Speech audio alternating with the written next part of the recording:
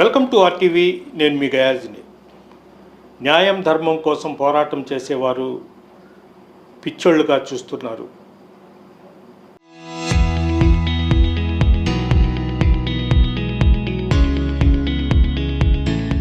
అధికారము, డబ్బు, పలుకుబడితో వాళ్ళని అణచివేసే ప్రయత్నాలు చేస్తున్నారు.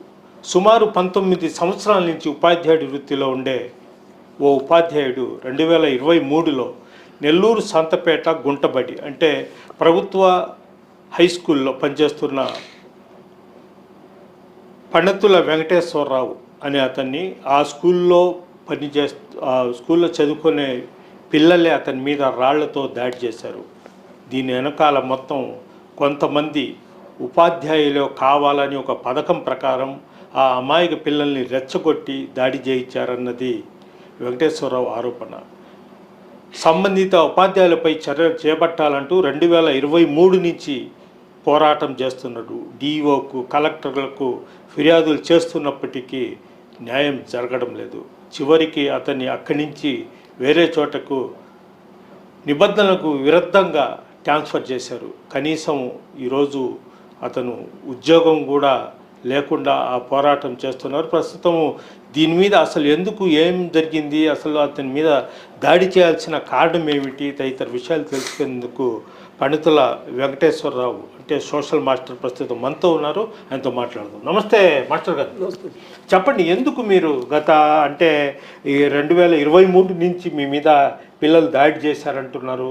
అదేవిధంగా ఉద్యోగానికి పోకుండా మీరు ఈ పోరాటం ఏంటి, అసలు మీ బాధ ఏమిటి? సార్, నాకు 18 ఏళ్ళ సర్వీస్ ఉంది సార్. నేను ఇక్కడ 2021లో మోడల్ హై స్కూల్కి వచ్చాను. అక్కడ నేను ఎక్కడున్నా కూడా నేను వృత్తినే దైవంగా భావించాను. నాకు భగవంతుడు ఉద్యోగం ఇచ్చాడు, పిల్లలకి న్యాయం చేయాలి, తీసుకునే జీతానికి న్యాయం చేయాలి అనే భావించాను. ఎంతసేపటికి నా క్లాసులు నేను చెప్పుకోవడం, ఇంటికి పోవడం, పిల్లలతోనే నా అటాచ్మెంట్ పెట్టుకున్నాను. పోకిరి పిల్లలు కూడా చాలామందిని మార్చాను.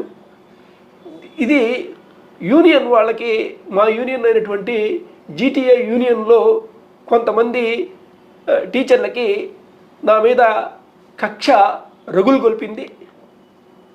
వాళ్ళు చెప్పినట్టల్లా ఆడలేదని, వాళ్ళకి బానిసలుగా ఉండలేదని, వాళ్ళు ఏదన్నా తప్పు చేస్తే అడుగుతున్నామని నా మీద లోపల కక్ష పెంచుకుని పైకి మాత్రం మీరు చాలా మంచి టీచర్ సార్ అంటూ పొగుడుతూ చివరికి పోకిరి విద్యార్థుల్ని, క్రమశిక్షణ లేని విద్యార్థుల్ని సెక్షన్కి ఒక 4-5 పిల్లల్ని రెచ్చగొట్టారు సార్. నా మీద చెడుగా చెప్పి మరి ఏం చెప్పారో రకరకాలుగా చెప్పి వాళ్ళని రెచ్చగొట్టి ప్రతిరోజు క్లాసుకు పోతే బూతులు తిడతారు, అలాగే వరండాల్లో పోతూ ఉంటే బూతులు తిడతారు. హెచ్ఎంలకు చెప్తే వాళ్ళు యాక్షన్ తీసుకోరు పిల్లల మీద. ప్రతిరోజు ఇలా స్టడీ అవర్లో కూర్చుంటే బూతులు తిట్టారు. అలాగే అందరితో వదిలేయకుండా గ్రౌండ్లో నిలబడున్నా రాళ్ళు వేస్తారు, పైన స్టడీ అవర్లో కూర్చున్నా రాళ్ళు వేస్తారు, క్లాస్ చెప్తున్నా రాళ్ళు వేస్తారు. ఎగతాళి చేయడం, హేళన చేయడం, అవమానం చేయడం, ఇట్లా 2 సంవత్సరాల పాటు నిరంతరాయంగా కంటిన్యూస్గా ఈ అరాచకాలు చేయించారు సార్ నా మీద కక్షతో. వాళ్ళ ఉద్దేశం ఒకటే, ఇతను ఇంకా బుక్ పట్టకూడదు, బుక్ పట్టి చదువు చెప్పకూడదు, చదువు చెప్పలేని విధంగా ఇతన్ని తయారు చేయాలి, తీవ్రంగా అవమానించాలి, ఇతని జీవితాన్ని నాశనం చేయాలని చెప్పి జీటీఏ యూనియన్ పరంగా జీటీఏ యూనియన్ లీడరు తిరుపాలు, ఆ యూనియన్లో ఉండే కొంతమంది టీచర్లు ఈ పని చేయించారు సార్. 2023లో చివరికి దాడులు చేయించారు. మీ మీద దాడి చేశారు కదా, తర్వాత మీరు ఎవరికి ఫిర్యాదు చేశారు, అసలు మీకు ఏం న్యాయం కావాలని కోరుతున్నారు? సరే సార్, ఇక్కడ ఆ దాడి జరిగిన తర్వాత నేను సంతపేట పోలీస్ స్టేషన్లో సిఐ గారికి, ఎస్ఐ గారికి కంప్లైంట్ రాసిచ్చాను సార్. అదే రోజు దాడి జరిగిన రోజు పోయి కంప్లైంట్ రాసిచ్చాను. అదే రోజు 2 పిల్లలు నాతో కూడా వచ్చి పోలీస్ స్టేషన్లో స్టేట్మెంట్ ఇచ్చారు సార్. మా సార్ మీద దాడి జరిగిందని చెప్పి ఆ 2 పిల్లలు స్టేట్మెంట్ ఇచ్చారు. కానీ సిఐ గారు, ఎస్ఐ గారు ఏదో రాజకీయ ఒత్తిళ్ల వల్ల అప్పుడు కేసు కట్టలేదు సార్. కట్టకుండా ఒక 5 నెలల తర్వాత మరి ఏం జరిగిందో ఏమో హఠాత్తుగా నన్ను రమ్మని పిలిచారు సార్ స్టేషన్కి. అర్జీ రాయించుకున్నారు సార్. మేము న్యాయం చేస్తాము, మీరు అర్జీ రాసివ్వండి అని అడిగారు సార్. అర్జీ రాసిచ్చాను సార్. రాసిచ్చాను. నేను ఆ తర్వాత మా ఫ్యామిలీ తిరుమల దర్శనానికి వెళ్ళాము సార్. అదే రోజు మార్చి 3వ తారీఖున మేము తిరుమల దర్శనానికి వెళ్తే అదే రోజు ఇక్కడ టౌన్లో ఉన్నాడు ఈ టీచరు. అదే రోజు దాడి జరిగింది, ఈయన నెల్లూరులోనే ఉన్నాడని చెప్పి రాసి రాంగ్ ఎఫ్ఐఆర్ కట్టారు సార్. కట్టింది ఎవరు? సిఐ బత్తుల కళ్యాణ్ రాజు. అప్పుడు 3 టౌన్లో ఉన్నారు. బత్తుల కళ్యాణ్ రాజు, ఎస్ఐ వచ్చి కిరణ్ అనే ఎస్ఐ. వీళ్ళిద్దరే కేసును తారుమారు చేసి రాంగ్ ఎఫ్ఐఆర్ కట్టి మాకు మా జీవితాన్ని నాశనం చేయాలని చూశారు సార్. కేసుని నిర్వీర్యం చేయాలని చూశారు సార్. ఇది పరిస్థితి. ఆ తర్వాత నేను చూసుకుంటే రాంగ్ ఎఫ్ఐఆర్లో నేను నెల్లూరులో ఉన్నట్టు అదే రోజు నేను అవాక్కయ్యాను సార్. నేను తిరుమలలో ఉంటే అదే డేట్న నెల్లూరులో ఉన్నట్టు ఎఫ్ఐఆర్లో కనబరిచారు సార్. మరి ఎలా ఉంటాను? నేను తిరుమలలో ఉంటే స్వామి దర్శనంలో ఉంటే నేను నెల్లూరులో ఎలా ఉంటాను? మరి ఆ విధంగా ఎఫ్ఐఆర్ ఎందుకు కట్టారు? కుట్ర లేనప్పుడు ఎందుకు కట్టారు ఆ విధంగా? అంటే నాకు న్యాయం జరగకూడదు, చేయకూడదు, ఏదో ఒక విధంగా ఎఫ్ఐఆర్ కట్టేసి వాళ్ళు తప్పించుకోవాలనే ఉద్దేశంతో కట్టారు.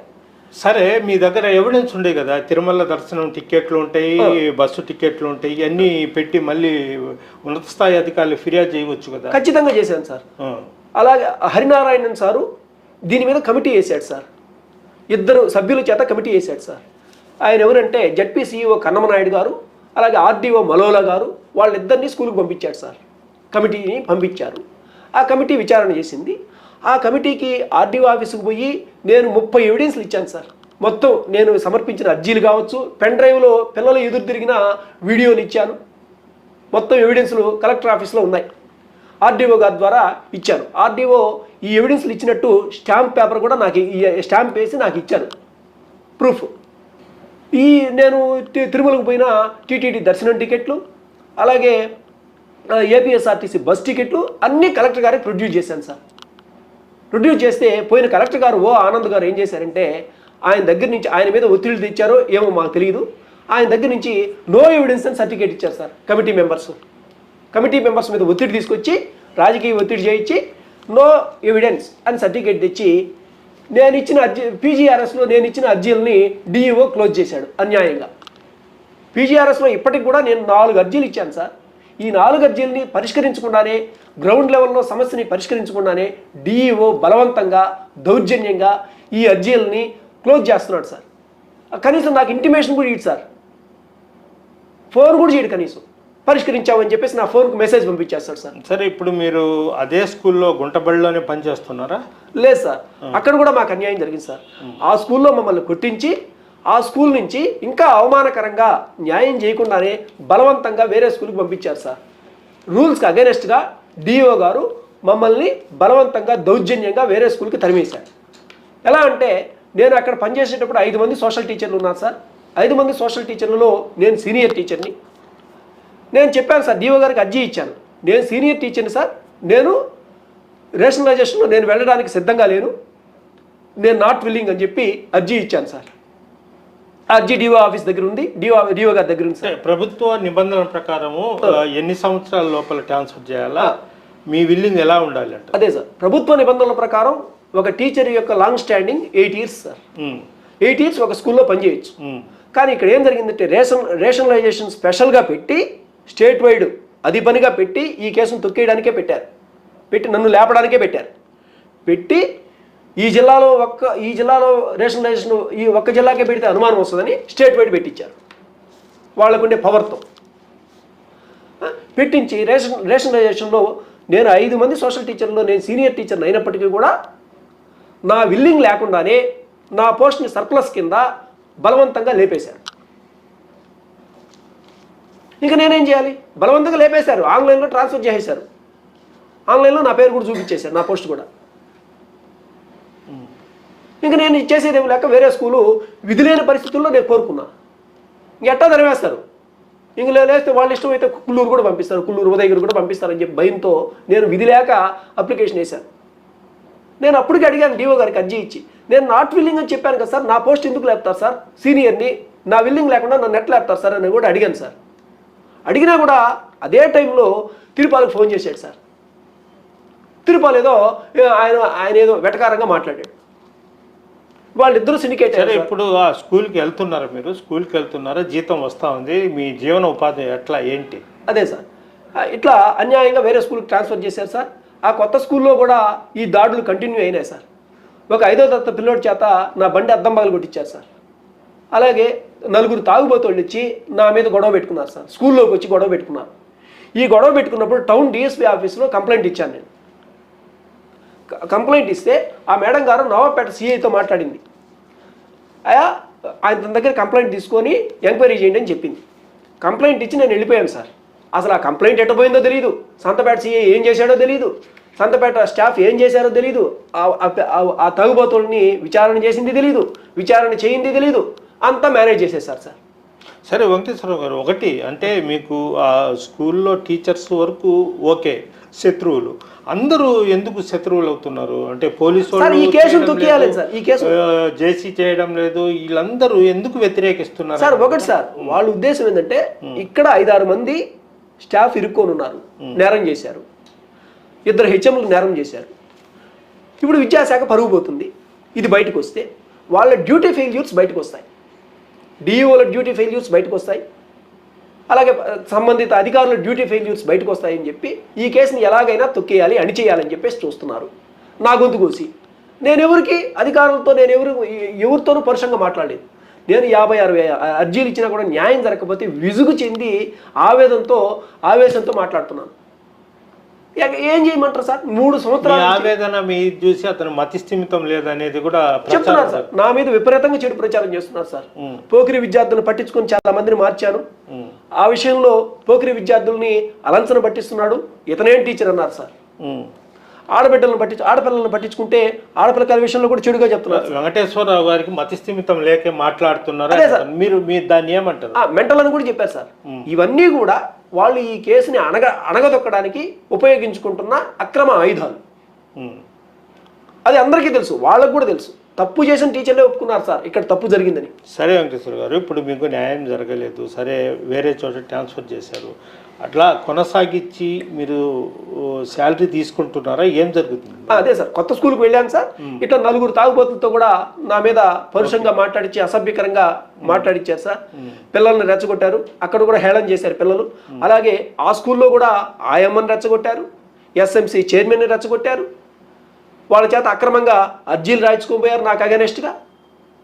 అలాగే డిప్యూటీ డిఓ నాయక్ సార్ని ఆ స్కూల్కి పంపించారు, బెదిరింపు విచారణలు చేశారు. అతను వచ్చి డిఓ గారు పంపించారు, బెదిరింపు విచారణలు చేశారు. ఆ స్కూల్కి వచ్చి డిప్యూటీ డిఓ గారు బెదిరింపు విచారణలు చేయించి ఎస్ఎంసి చైర్మన్ చేత, పిల్లల చేత, ఆయమ్మల చేత నాకు అగెనెస్ట్గా ఏవేవో లెటర్లు రాయించుకొని పోయారు. ఇది నా పరిస్థితి. నేను ఆ స్కూల్కి పోయి సంవత్సరం అయింది సార్. సంవత్సరం నుంచి మేము సార్ మీరు దాడులు జరుగుతున్నాయి, మాకు దయచేసి న్యాయం చేయండి సార్, న్యాయం చేయండి. ఆ తర్వాత నేను సంతకం పెట్టి క్లాసులకు హాజరవుతాను. అక్కడ బోధించే వాతావరణం లేదు. ఇప్పుడు డిఓ గారు, డిప్యూటీ డిఓ గారు ప్రశాంతమైన బోధనా వాతావరణాన్ని కల్పించాలి సార్. ఇప్పుడు ఏం జరుగుతుంది అంటే మీరు అసలు అక్కడ పోయి కనీసం పిల్లలకి చదువు చెప్తున్నారా లేదా? అదే సార్, అదే మేము న్యాయం అడుగుతూ నిరసన తెలియజేసుకుంటున్నాను సార్. నా మీద దాడులు జరుగుతున్నాయి, నేను ఎట్లా బోధించాలి? మరి ప్రశాంతమైన బోధన అభ్యసన వాతావరణాన్ని కల్పించాల్సిన బాధ్యత డిఈఓలు, డిప్యూటీ డిఓల మీద ఉందా?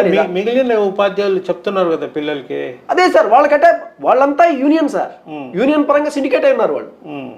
మరి నేనేంది వాళ్ళతో యాక్టివ్గా లేనని, వాళ్ళతో సిండికేట్ కాలేదని, వాళ్ళు ఏదన్నా తప్పు చేసిన సందర్భంలో నేను అడుగుతున్నానని చెప్పి నా మీద నన్ను టార్గెట్ చేస్తున్నారు సార్. ఆల్రెడీ నన్ను సపరేట్ చేసి, ఐసోలేట్ చేసి, నాకు ఎవరిని సాయంగా రానియకుండా నన్ను ఐసోలేట్ చేసి ఈ విధంగా దాడులు చేయించారు సార్. పోయిన చోటల్లో దాడులు చేయించారు. ఇప్పుడు నిరసన డైలీ నిరసన తెలియజేస్తున్నాను సార్. నాకు ఇంకా గతి లేక క్లాసులు చెప్పే వాతావరణం లేదు అని చెప్పి సంతకం పెట్టకుండా, అంటే అధికారుల మీద ఒత్తిడి తీసుకురావడానికి, న్యాయం పొందడానికి నేను గతి లేక నిరసన తెలియజేసుకుంటున్నాను సార్. నల్లగొడ్డ పెట్టుకొని క్లాసులకు హాజరు కాకుండా గమ్ముకు కూర్చుంటున్నాను సార్. అట్టన్నా న్యాయం చేస్తారని చేశాను సార్. శాలరీ ఇస్తున్నారా? అయినా కూడా న్యాయం చేయకపోగా ఈయన డిఓ గారు చెప్పేది ఏంటంటే, నీ మీద దాడులు జరిగినా కూడా నువ్వు క్లాస్ చెప్పాల్సిందే, ఎవరైనా ఎట్లా చెప్తారో మీరు చెప్పండి సార్. ఇప్పుడు మీ మీద దాడులు చేస్తాను సార్, మీరు డ్యూటీ చేస్తారా చెప్పండి. ఒక పక్క దాడులు జరుగుతున్నా కూడా నువ్వు క్లాస్ చెప్పంటాడు డిఓ గారు. అందుకని సంవత్సరం రోజులు జీతం అయిపోయాడు సార్. అది కూడా రూల్స్కి అగెనిస్ట్గా. నా మీద రూల్స్ అగెన్స్ట్ ఏంటి? అదే సార్, నా మీద ఏ యాక్షన్ లేదు, డిసిప్లినరీ యాక్షన్ లేదు. 6 నెలలకు మించి ఒక ఎంప్లాయర్కి జీతం ఆపకూడదు. కానీ 6 నెలలు కాదు, 12 నెలలు జీతం ఆపారు. మరి ఎలా ఆపారు సార్? రూల్స్ బ్రేక్ చేసి రూల్స్కి అగెనెస్ట్గా డిఓ గారు ఎలా ఆపారు? నేను న్యాయం అడుగుతున్నాను, నాకు న్యాయం చేయకుండా నువ్వు క్లాస్ చెప్పమంటున్నావు, దాడులు జరుగుతుంటే క్లాస్ చెప్పమంటున్నావు, నేను నిరసన తెలియజేసుకుంటా సంతకం పెట్టకుండా, ఇంకా నాకు ఏదో ఒక విధంగా ఒత్తిడి తేవాలనే ఉద్దేశంతో సంతకం పెట్టకుండా క్లాసుకి హాజరు కాకుండా నేను న్యాయం అడుగుతుంటే ఇంకా దాడులు జరుగుతున్నాయి. నువ్వు బలవంతంగా న్యాయం చేయకుండానే జీతం ఎలా ఆపుతారు? మరి న్యాయం చేయని డిఓ డ్యూటీ ఫెయిల్ అయినట్టు కాదా ఇక్కడ? ఇప్పుడు మీ పరిస్థితి ఏంటి? అదే జీతం ఆపారు సార్. ఎలా చేస్తున్నారు? అదే సార్, న్యాయం కోసం మేము పోరాడుతుంటే సంవత్సరం రోజులు జీతం ఆపారు. మరి మాకు ఎట్ట గడవాలి? మేము అప్పులు తెచ్చుకుంటున్నాం. మా పరిస్థితి ఇది. అన్ని రకాలుగా అష్టదిగ్బంధనం చేశారు సార్. ఇటు అధికారులు, అటు యూనియన్ లీడర్లు, ఇటు కొంతమంది టీచర్లు నా మీద కక్షతో ఇతను ఎంతసేపటికి పిల్లకాయలు క్లాసులు ఎక్కడికి పోయినా నేను సిన్సియర్ అంటున్నాడని చెప్పి, ఇతను ఎంతసేపటికి క్లాసులు పిల్లకాయలు అంటున్నాడని చెప్పి నా మీద పగ పెంచుకొని కక్ష కట్టారు సార్. ఈర్ష్యతో వాళ్ళతో సిండికేట్ కాలేదని, వాళ్ళకి బానిసలాగా ఉండలేదని. కనీసం పిల్లలైనా మీకు మద్దతు ఇస్తున్నారా స్కూల్లో? సార్, చదువుకునే పిల్లలు 90% పిల్లలు నేను ఎలా చెప్తే అలా పాట వింటున్నారు సార్. మరి కొంతమంది పోకిరీ పిల్లలే, క్రమశిక్షణ లేని పిల్లలు నా మీద ఎందుకు టార్గెట్ చేశారు సార్? నన్ను ఎందుకు టార్గెట్ చేశారు చెప్పండి? నాకు వాళ్ళకి ఏమైనా విభేదాలు ఉన్నాయా? ఆస్తి తగాదాలు ఏమైనా ఉన్నాయా? మరి సెలెక్టెడ్ పిల్లలే నా మీదకి ఎందుకు దాడి చేస్తున్నారు చెప్పండి? వాళ్ళ వెనకాల ఎవరు లేనిదే నా 18 ఏళ్ల కెరీర్లో ఒక్క పోకిరీ పిల్లోడు కూడా నాకు ఎదురు తిరగలేదు, కనీసం ఎదురు మాట్లాడలేదు. వాళ్ళని బతిలాడుకొని చదువు చెప్పాను. వాళ్ళు పోకిరీ విద్యార్థులను ఎంతోమందిని మార్చాను బతిలాడుకొని. ఎందుకంటే ఒక దెబ్బ కొడితే వాడు రివర్స్ అవుతాడు, వాడు మనసు దెబ్బతింటది, ఇంకా రివర్స్ అవుతాడు. చదివేవాడు కూడా చదవడు, ఆ 2 ముక్కలు కూడా చదవడు. ఇప్పుడు మీ సతీమణి కూడా శైలజ, ఆమె కూడా గుంటబడిలోనే పనిచేస్తుంది. అవును సార్. ఇద్దరు. అవును సార్. ఆమె ఏ సబ్జెక్టు? ఆమె బయాలజీ సార్. బయాలజీ. అయితే ఆమెకు మీకు విభేదాలు ఎందుకు వచ్చాయి? ఈ ఇష్యూ మీదే వచ్చాయా? అదే సార్, ఓ ఆనంద్ గారు కలెక్టర్గా ఉన్నప్పుడు ఇట్లా నో ఎవిడెన్స్ అని సర్టిఫికేట్ ఇచ్చారు. ఆ డిఓ గారు తెప్పించుకున్నారు. గత డిఓ పివిజే రామారావు మేనేజ్ చేసి ఎవరి చేతనో చెప్పించుకొని, రాజకీయంగా చెప్పించుకొని, మరి ఎట్లా చేశారో ఏమో. నేను 30 ఎవిడెన్స్లు ఇస్తే నో ఎవిడెన్స్ అనే సర్టిఫికేట్ తీసుకొని వచ్చి నా అర్జీని క్లోజ్ చేశాడు బలవంతంగా. పీజీఆర్ఎస్లో నేను ఇచ్చిన అర్జీని క్లోజ్ చేశాడు న్యాయం చేయకుండానే. అందుకని నేను కడుపులో విపరీతమైన బాధతో నేను కలెక్టర్ ఆఫీస్ ముందు నా ఈఎల్స్ పెట్టుకొని 35 రోజులు ధర్నా చేశాను సార్. నేను ఒక్కడే మా అమ్మను పెట్టుకొని, నడువులు లేనాము, ఆమె నడువులు బాగలేవు, కూర్చుంటే లేదు, లేస్తే కూర్చోలేదు, ఆమెను పెట్టుకొని 35 రోజులు ధర్నా చేశాను సార్. ధర్నా చేసినా కూడా నాకు ఎటువంటి న్యాయం చేయలేదు సార్. ఈ ధర్నాలో మా మిసెస్ని, వాళ్ళ కుటుంబాన్ని ధర్నాలో ఎక్కడ పాల్గొంటారో, ఎక్కడ న్యాయం జరుగుతుందో ఇతనికి అనే ఉద్దేశంతో వాళ్ళని తీవ్రంగా బెదిరించున్నారు సార్. బెదిరించి ఈ ధర్నాలో పాల్గొనకుండా చేశారు సార్. అందుకని ఆమెతో విభేదించాను సార్. మీ మంత్రి కూడా కలెక్టర్ని కలిసిందా? అవును సార్, పోయిన కలెక్టర్ను 2-3 సార్లు కలిసింది సార్. ఈ కలెక్టర్ గారిని కూడా 6-7 సార్లు కలిసింది సార్. మాకు ఎందుకు న్యాయం జరగడం లేదో ఆ భగవంతుడికి తెలియాలి. నేను ఆ భగవంతుడిని నమ్మి చదువు చెప్పాను, ధర్మాన్ని పాటించాను. ఆ ధర్మం అంటే కొంతమంది చెప్పడం ఏంటంటే వెంకటేశ్వరరావు పోరాటం చేస్తుండే వాస్తవమే, అతన్ని పిచ్చోడినిగా చేసేసారు, అతను ఉద్యోగము పోయే ప్రమాదంలో కూడా ఉంది, అతను అసలు అదే సార్ ఆ ప్రమాదపు అంచులో ఉన్నాడు అనేది చెప్తారు. అదే సార్, ఇప్పుడు కక్ష అదే. యూనియన్ లీడర్ల కక్ష ఏంటంటే ఇతను ఎంతసేపటికి పిల్లలు టీచర్. ఒక అతను అంటాడు సార్, ఒక టీచర్ అంటాడు, ఇతను బై బర్త్ టీచరు, ఇతను మనం చెప్తే వినడు, ఎంతసేపటికి పిల్లలే ఇతని కాన్సన్ట్రేషను, పిల్లలకు చదువు చెప్పాలనే ఉద్దేశంతో ఉన్నాడు ఇతను ఏదో ఒకటి చేయాలని చెప్పేసి నా మీద కక్షి కట్టారు సార్. వెంకటేశ్వర గారు, చివరిగా ఒకటి మీ డిమాండ్స్ ఏంటనేది చెప్పండి. అదే సార్, మాకింత 3 సంవత్సరాల పాటు మా కుటుంబానికి, మా కాపురంలో చిచ్చు పెట్టి నాకు నిద్రలేని రాత్రులు గడిపేలా చేశారు. 3 సంవత్సరాల పాటు నరకం అనుభవిస్తున్నాము. నా కుటుంబం, నేను, మా అమ్మ, మా తమ్ముడు, నా భార్య, నా బిడ్డ అందరూ నరకం అనుభవిస్తున్నాం సార్. కాబట్టి ఇంత టార్చర్ పెట్టినటువంటి 2 సంవత్సరాల పాటు ఒక టీచర్ని బూతులు తిట్టించి, రాళ్ళు వేయించి, దాడులు చేయిస్తే మరి న్యాయం చేయకపోతే అధికారులకి సమంజసమా ఇది చెప్పండి? న్యాయం చేయాల్సిన డిఈఓ తిరుపాలతో యూనియన్ లీడర్తో సిండికేట్ అయినాడు. అంటే మేము అన్యాయం అయిపోయి మా జీవితం నాశనం అయిపోవాలనే. ఇది పరిస్థితి. విన్నాం కదా. వెంకటేశ్వరరావు అంటే తనకు జరిగిన అన్యాయాన్ని పోరాటం చేస్తూ అతను నిజంగా మానసికంగా బాధపడుతూ ఇంకా ఉద్యోగానికి పోకుండా జీతం లేకుండా తల్లి వద్దకు చేరిపోవడం జరిగింది. అదేవిధంగా భార్య భర్తల మధ్య కూడా విభేదాలు రావడం జరిగింది. అయితే ఇద్దరు టీచర్లు పచ్చని కాపురంలో రెండుగా విడిపోయారు. పిల్లలు ఒకవైపు, వెంకటేశ్వరరావు ఒకవైపు. వెంకటేశ్వరరావు వృద్ధ తల్లి దగ్గర ఉన్నారు. కనీసము 1 సంవత్సరం నుంచి వాళ్ళకు జీతాలు కూడా లేక వాళ్ళు అప్పు సప్పు తెచ్చుకొని జీవనం అయితే సాగిస్తున్నారు. అయితే వెంకటేశ్వరరావుని ఒక మతిస్థిమితం లేని పిచ్చోడిగా ముద్ర వేశారంటూ ఆ తల్లి కూడా ఆవేదన వ్యక్తపరుస్తుంది. అయితే వెంకటేశ్వరరావు కష్టపడి చదువుకొని డిఎస్సిలో రాష్ట్రంలో 3వ ర్యాంక్ సంపాదించి మంచి ఉద్యోగం సంపాదించాడు. అయితే చివరికి నా కుమారుడిని పిచ్చోడిని చేశారంటూ ఆమె కన్నీరు మున్నీరవుతుంది. వీడియో జర్నలిస్ట్ అల్తాఫ్తో గయాజ్, RTV, నెల్లూరు నుంచి. అయితే ఉపాధ్యాయుడైన వెంకటేశ్వరరావు ఒక పిచ్చోడిగా ముద్రేసి అతన్ని ఒక హేళన చేస్తూ ఒక ప్రచారం అయితే జరుగుతుంది. ప్రస్తుతము వెంకటేశ్వరరావు తల్లి అయిన ఆదిలక్ష్మి కూడా ఉంది. ఆమెతో కూడా మాట్లాడుతాం. వాళ్ళ కుమారుడు పరిస్థితి ఏంటి, నిజంగా అతను మతిస్థిమితం లేదా, ఎందుకు ఉద్యోగం పోకుండా ఈ విధంగా పోరాటం చేస్తున్నాడు అనే విషయాన్ని కూడా తెలుసుకుందాం. అమ్మా నమస్తే. నమస్తే సార్. చెప్పండి, అసలు వెంకటేశ్వరరావు పరిస్థితి ఏంటి, చిన్నప్పటి నుంచి ఎలా ఉండేవాడు? వాడు కరెక్ట్ మనిషి సార్. ఒకళ్ళ జోలి వాడు పనేమో వాడేమో అందరూ మా కాలేజీలో చదివి ఉద్యోగం తెచ్చుకోలే. ఏదో కష్టపడి కాలేజీలో పుస్తకాలు డబ్బులు కట్టుకొని పుస్తకాలు తెచ్చి ఇంట్లో చదువుకొని కష్టపడి ఉద్యోగం తెచ్చుకున్నాడు.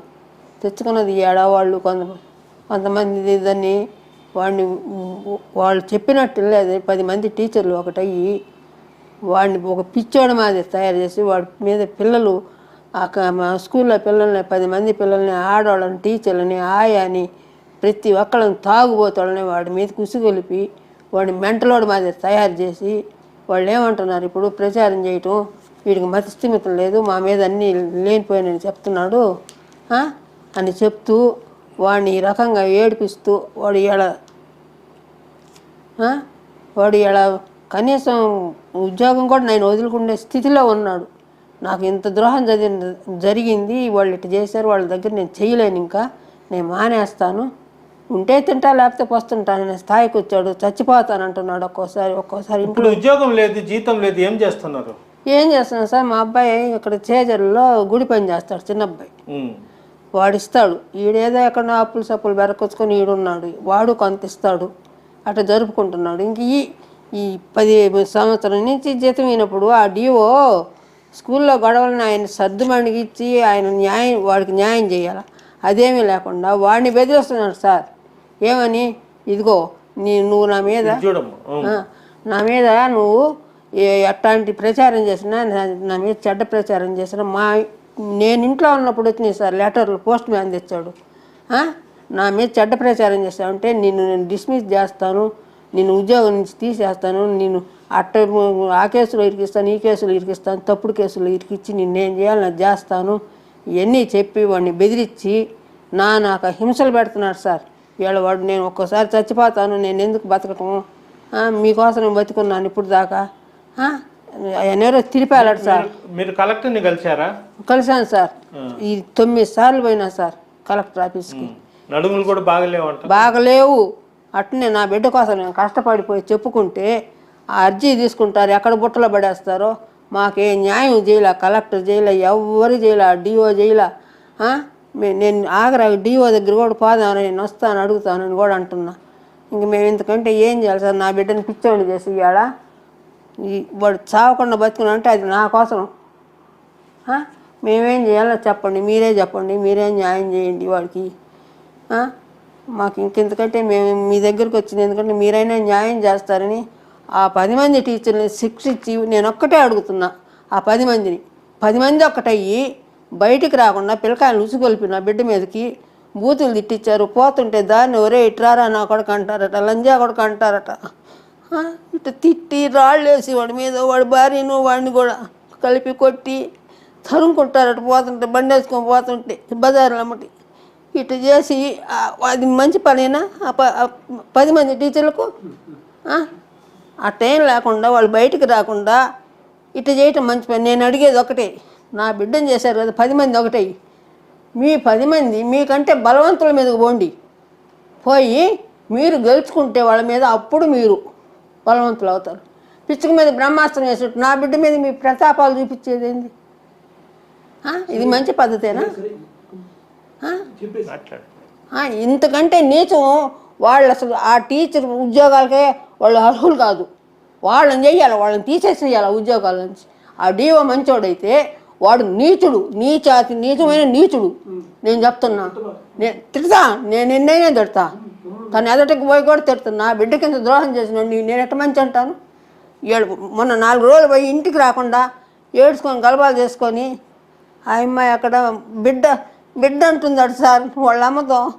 ఏమని చెప్పేది? అమ్మ నాన్న అవుతాట మనం అవుతాట ఎన్ని రోజులు అమ్మ ఇట్ట నేను ఎవరిని చేసుకుని చచ్చిపోతా అంటున్నాడు. 15 సంవత్సరాల బిడ్డ సార్. ఇంత నీచులు వాళ్ళు ఎందుకు సార్? వాళ్ళు బతకుండా చచ్చిపోవాలి సార్. వాళ్ళని ఏమైనా చేయాలి సార్. ఆ డిఓని 10 మంది టీచర్లని ఏమైనా చేయండి సార్, వాళ్ళని చంపేయండి సార్, అంతే. నేను వాళ్ళు ఎట్టొచ్చేది అటుపోయింది మాకు తెలియదు. పండగ అనేది మేము చేసుకోవటం ఇంత బాధల్లో మేము పండుగలు చేసుకుని మేము ఎట్ట తినాం సార్ చెప్పండి? పండగ అనేది మేము ఎరగటం. నా బిడ్డను చూసి నేను పండుగ ఏం చేసేది? ఏం తినేము? ఎందుకు మా కష్టాలు దేవుడికి వెళ్ళాం? మేమే ఒకరికి ద్రోహం చేయలేదు. మరి మాకు మీద ఎందుకు పుట్టిందో ఈ దుర్బుద్ధి? నా బిడ్డను అసలు చంపేయాలనే ఉన్నారు వాళ్ళు. అడివైతే వాళ్ళు కనపడితే నేను అడుగుతాను, నాకు కనపడితే నాకేం భయం లేదు. ఎందుకు చేస్తున్నారు ఎట్టని? మనవాళ్ళు మనవరాళ్ళు ఎవరి దగ్గర ఉన్నారు? ఒక్క పాప సార్, వాడికి చిన్న అబ్బాయికి పెళ్లి కాల. ఆ పాప వాళ్ళ అమ్మ దగ్గరనే ఉంది ధనలక్ష్మీపురంలో. ఈ గొడవల్లో భార్య భర్త కూడా చిచ్చు పెట్టి వాళ్ళ గొడవలో వాళ్ళ సంసారాలు చిచ్చు పెట్టి భార్య భర్త గొడవ కాకుండా చేసి ఈ డిఓలు ఈ టీచర్లు అందరూ వాళ్ళు ఇప్పుడు ఒకరికొకరు సంబంధం లేకుండా చేసేసారు. నీకు విడాకులు ఇచ్చేస్తాను అన్నాడు. ఆ అమ్మాయి వాళ్ళకి కొంచెం వాళ్ళకి సపోర్ట్గా మాట్లాడటం చేయటం వాడు చేసింది. చేసేటప్పటికి వీడి మనసుకి పోయి అక్కడ ఉండకుండా మా దగ్గర ఉంటున్నాడు ఇప్పుడు చేజలకు వచ్చి. ఇది పరిస్థితి విన్నాం కదా. వెంకటేశ్వరరావు అంటే తనకు జరిగిన అన్యాయాన్ని పోరాటం చేస్తూ అతను నిజంగా మానసికంగా బాధపడుతూ ఇంకా ఉద్యోగానికి పోకుండా జీతం లేకుండా తల్లి వద్దకు చేరిపోవడం జరిగింది. అదేవిధంగా భార్య భర్తల మధ్య కూడా విభేదాలు రావడం జరిగింది. అయితే ఇద్దరు టీచర్లు పచ్చని కాపురంలో 2గా విడిపోయారు. పిల్లలు ఒకవైపు, వెంకటేశ్వరరావు ఒకవైపు. వెంకటేశ్వరరావు వృద్ధ తల్లి దగ్గర ఉన్నారు. కనీసము 1 సంవత్సరం నుంచి వాళ్ళకు జీతాలు కూడా లేక వాళ్ళు అప్పు సప్పు తెచ్చుకునే జీవనం అయితే సాగిస్తున్నారు. అయితే వెంకటేశ్వరరావుని ఒక మతి స్థిమితం లేని పిచ్చోడిగా ముద్ర వేశారంటూ ఆ తల్లి కూడా ఆవేదన వ్యక్తపరుస్తుంది. అయితే వెంకటేశ్వరరావు కష్టపడి చదువుకొని డిఎస్సిలో రాష్ట్రంలో 3వ ర్యాంక్ సంపాదించి మంచి ఉద్యోగం సంపాదించాడు. అయితే చివరికి నా కుమారుడిని పిచ్చోడిని చేశారంటూ ఆమె కన్నీరు మున్నీరవుతుంది. వీడియో జర్నలిస్ట్ అల్తాఫ్తో గయాజ్ RTV నెల్లూరు నుంచి. తిరుపాలు ఇంకొంతమంది టీచర్లు మా మీద నిలువునే దాడి చేయించారు. పోకిరి పిల్లల్ని పెట్టించి మేము అతన్ని లెక్క చేయకుండా చదువు చెప్పామని సార్, మేము అతన్ని లెక్క చేయకుండా చదువు చెప్పామని, మేము యూనియన్ లీడర్ని లెక్క చేయకుండా చదువు చెప్పామని, కష్టపడి పిల్లకాయలు క్లాసులు అంటున్నాడని యూనియన్ లీడర్ని లెక్క చేయడం లేదని చెప్పి మాకు పోకిరి పిల్లకాయలు పెట్టి 2 సంవత్సరాల పాటు ప్రతిరోజు బూతులు తిట్టించడం, ప్రతిరోజు రాళ్ళు వేయించడం. వరండాల్లో తిరిగితే బూతులు తిట్టారు, వరండాల్లో తిరిగితే రాళ్ళు వేయిస్తారు, గ్రౌండ్ లో నిలబెడితే రాళ్ళు వేయిస్తారు, స్టడీ అవర్లో కండక్ట్ చేస్తుంటే రాళ్ళు వేయిస్తారు. ఇట్లా దాడులు చేయించి చివరికి దాడులు చేయించారు నా మీద, నా మేడం మీద. నన్నే టార్గెట్ చేస్తున్నారు యూనియన్ లీడర్లు, నన్నే టార్గెట్ చేస్తున్నారు. ఎందుకంటే నేను పిల్లకాయలు పెట్టి పిల్లకాయలు పట్టించుకొని చదువు చెప్తున్నానని. వీడికి జీవితమే లేకుండా చేయాలా? ఈయన అవమానిస్తే ఇంక పుస్తకం పట్టకూడదు, పుస్తకం పడితే వీడి ముందు మనం సరిపోము. దమ్ముగా న్యాయం చేయండి, ఆ తర్వాత మాతో పాటు చదువు చెప్పమనండి. 10 సార్లు కలిసాము. 70 ఏళ్ళ మా అమ్మను పెట్టుకొని 10 సార్లు కలిసాము కలెక్టర్ కూడా. రాజకీయ నాయకులు చెప్పించుకుంటా మాకు సీఎం సార్కి చెప్పుకున్నాం.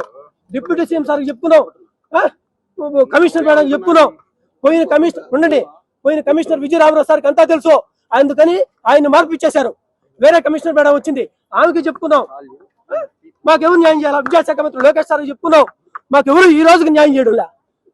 మేము వరిస్తే ఆయన ఆవేశపరుడు, అహంకారి, ఆయన చెడ్డోడు అని ముద్రేస్తున్నారు. మాకు నేరం చేసిన టీచర్ల మీద యాక్షన్ తీసుకోవాలి.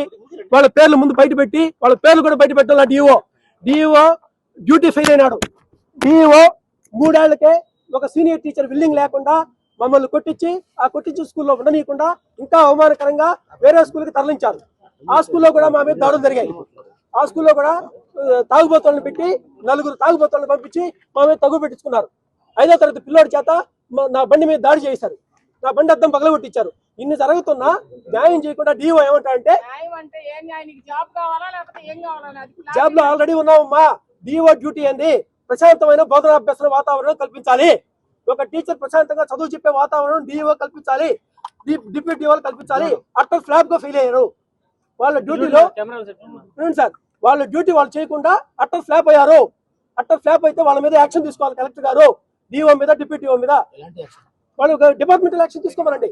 నేరం చేసిన టీచర్లను కేసౌట్ చేయమండి. నేరం చేసిన టీచర్ల పేర్లు కూడా, వాళ్ళ పేర్లు కూడా బయట పెట్టకూడదంట. నేరం చేసిన టీచర్ల పేర్లు అందరితో సహా గంగాభవాని మేడం తెలుసు. గంగాభవాని మేడం డిఓ మాకు వాట్సాప్ లో మెసేజ్ పెట్టింది, మేము యాక్షన్ తీసుకుంటామని అర్జీది యాక్షన్ తీసుకుంటామని అర్జీ. అదే పోగిరి విద్యార్థులను పెట్టి క్లాస్ చెప్పనీయకుండా మమ్మల్ని అవమానకరంగా బూతులు తిట్టిస్తా, రోజు కొట్టిస్తా. ఇదిగోండి రాయి, ఇదిగో పిల్లోడు వేసిన రాయి, స్టడీ అవర్ లో కూర్చుంటే రాయి, వరండాలో తిరుగుతుంటే రాయి, క్లాస్ చెప్తుంటే రాయి అంటే ఈ విధంగా మమ్మల్ని చెప్పండి. ఇది మా పరిస్థితి. ఈ విధంగా రాళ్ళు చేత దాడులు వేస్తా, బండ బూతులు తిట్టిస్తారు. బూతులు తిట్టిస్తా. ఈ విధంగా మా జీవితాన్ని సర్వనాశనం చేయాలా? ఈడు బుక్ పట్టకూడదు. ఈడు బుక్ పడితే వీడితో మనం సరిపోము. నా 12 ఏళ్ళ సర్వీస్ ఉందమ్మా. మేము చదువు ఎటు చెప్పాలా? ఒకటే న్యాయం చేయమనండి, ఆ తర్వాత చదువు చెప్పండి. మా ప్రధాన డిమాండ్ ఏంటంటే, మాకు ఈ కుట్రలో ప్రధాన పాత్రధారి అయినటువంటి తిరుపాలు, నేరం చేసిన టీచర్లు, వాళ్ళ మీద యాక్షన్ తీసుకోవాలి. అట్టర్ ఫ్లాప్ ప్రశాంతమైన బోధనాభ్యసన వాతావరణం కల్పించలేక డ్యూటీ ఫెయిల్ అయినటువంటి డిఈఓ, డిప్యూటీఓల మీద యాక్షన్ తీసుకోవాలి. డిఈఓ చెప్తాడు, నీ మీద దాడులు జరుగుతున్నా కూడా నువ్వు సంతకం పెట్టు, నువ్వు క్లాసులు చెప్పు అంటాడు. మీరు కొట్టిస్తుంటే మీరు డ్యూటీ చేయగలరా? 10 మంది ప్రకారం పెట్టించి మీ మీద బూతులు తిట్టిస్తా, రోజు చేస్తా. 1 సంవత్సరం కాదు, 2 సంవత్సరాలు చేశారు సార్. వేరే స్కూల్ మార్చారని చెప్తున్నారు, అక్కడ కూడా ఇదే పరిస్థితి సార్. నలుగురు తాగుబోతులను పంపించి దాడి చేయించారు సార్. 4 తాగుబోతులు, మా వీడియో కూడా ఉంది మొత్తం. అలాగే ఎవరో చేసిన వాళ్ళు చెప్పాలి. ఏ స్కూల్ ఉన్నారు? గతంలో Guntapadi Santhapeta GMHS government model high school మమ్మల్ని ఆ స్కూల్లో కొట్టించి 3 సంవత్సరాలకే నేను సీనియర్ టీచర్ అయితే నా విల్లింగ్ లేకుండా లేపేశాడు రౌడీజంగా. నేను సీనియర్ టీచర్ని, నేను నాట్ ఫిల్లింగ్ అర్జీ ఇచ్చాను డిఓకి, అయినా కూడా అట్లా లేపాడండి. రూల్స్ అగైనెస్ట్ గా డిఓనే యూనియన్ లీడర్తో సిండికేట్ మమ్మల్ని లేపాడు. ఆ దెబ్బతో అవమానం పాలైపోయి, ఇంకా అవమానం ఎక్కువైపోయి మేము చదువు చెప్పలేకపోతున్నాయా? మా మీద దాడులు జరుగుతున్నాయా? వాళ్ళ మీద యాక్షన్ తీసుకోమంటే యాక్షన్ తీసుకోకుండానే నువ్వు చదువు చెప్పాల్సిందే. ఇది ధర్మం చెప్పండి మీరు. PSS government school Navapeta.